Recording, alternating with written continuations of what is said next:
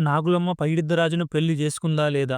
ఈ వీడియోలో తెలుసుకుందాం. సమ్మక్క ఇంటి వాళ్ళు పడమర దేశానికి సంబంధం మాట్లాడడానికి వెళ్తారు. వాళ్ళతో పాటు సమ్మక్క నాగులమ్మను కూడా వెళ్ళమని చెప్తది. అక్కడికి వెళ్ళిన తర్వాత నాగులమ్మ పైడిద్దరాజును చూసి ఇష్టపడి పెళ్లి చేసుకోవాలని మనసులో అనుకుంటది. పెద్దలు సమ్మక్కకు సంబంధం మాట్లాడి ఇంటికొస్తారు. ఆ ఇడిద్దరాజును చూసి ఇష్టపడిన నాగులమ్మ సమ్మక్కతో ఇలా అంటది. ఆ ఇడిద్దరాజు అస్సలు బాలేడు, డొప్ప చెవులు, చీమిడి ముక్కు, కళ్ళ బూసులోడు అని అబద్ధాలు చెప్తది. అప్పుడు సమ్మక్క నాగులమ్మ మాటలు నమ్మి నేను పగిడిద్దరాజును పెళ్లి చేసుకోనని పట్టుబడుతుంది. మరుసటి రోజు పడమర దేశం రాజులు సమ్మక్కను చూడనీకి ఇంటికొస్తారు. సమ్మక్క ఇంట్లో నుంచి బయటికి రాదు. పగిడిద్దరాజును చూడకుండానే నేను పెళ్లి చేసుకోనని చెప్తుంది.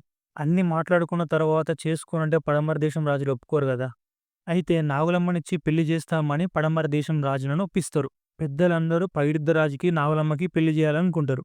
పెళ్లికి వెళ్ళని సమ్మక్కకి ఒక సందేహం వస్తుంది. నన్ను చేసుకోవద్దన్న నాగులమ్మ తను ఎలా చేసుకుంటుంది అని గ్రహించిన ఆదిశక్తి సమ్మక్క వెంటనే పడమటి దేశంలో జరుగుతున్న కళ్యాణం వద్ద ప్రత్యక్షమైతది. అప్పుడు ఎంతో అందంగా ఉండి పెళ్లి పీటల మీద కూర్చున్న పగిడిద్దరాజును చూస్తుంది. నా చెల్లి నన్ను ఇంత మాయ చేసిందని కోపంతో ఉంటే సమ్మక్క.